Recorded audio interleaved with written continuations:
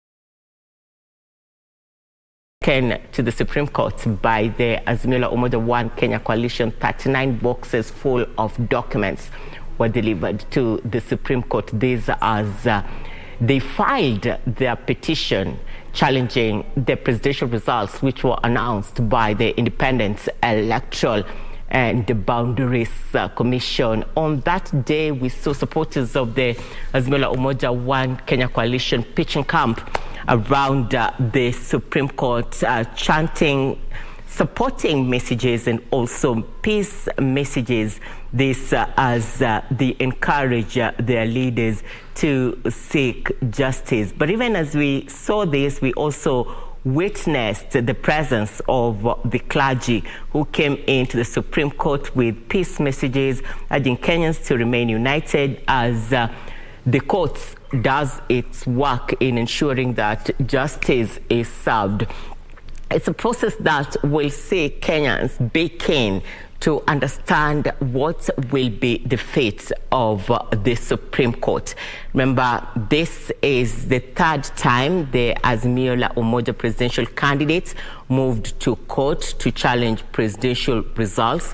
And anytime he is challenging the presidential results, it has been for the good of the country. So whether he wins the case or not, there is an improvement on the way the electoral body conducts its election to ensure that we don't have any more complaints. And political analysts have said time and again that these processes have moved Kenya to another level. And even one of the election observer group's members said that Kenya has moved a step further when it comes to technology. I remember him once saying that Kenya has set the bar for elections in Africa, and you'd hear the leaders saying that the Kim's Kit introduction to an electoral process is one of the major milestones that Kenya has done in ensuring transparency and fairness in a given election. And this will be one of the steps that we are expecting. Whichever way it goes, we will see an improvement by the leaders at the Independent Electoral and Boundaries Commission to fasten their belt and ensure they get better ways of conducting an electoral process in the country to avoid complaints and also to enhance transparency. That is Commissioner Marjan of the Independent Electoral and Boundaries Commission, submitting and explaining to the officers at the Supreme Court sub-registry on the documents that they are submitting to the Supreme Court this ahead of the hearing by the Supreme Court and the determination of the case on the 5th of September, which is just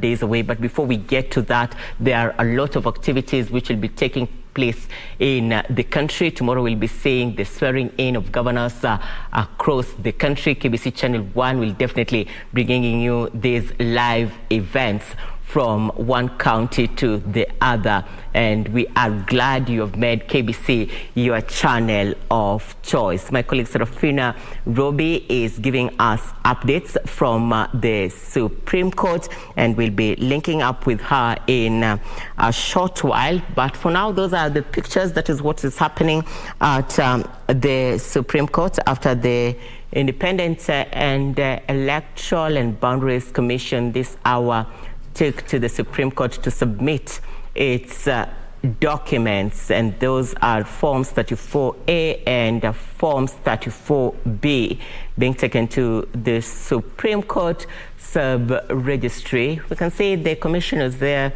trying to make it clear to the officers at the Supreme Court, and we are expecting this to also give a smooth exercise at the Supreme Court. Let's listen in.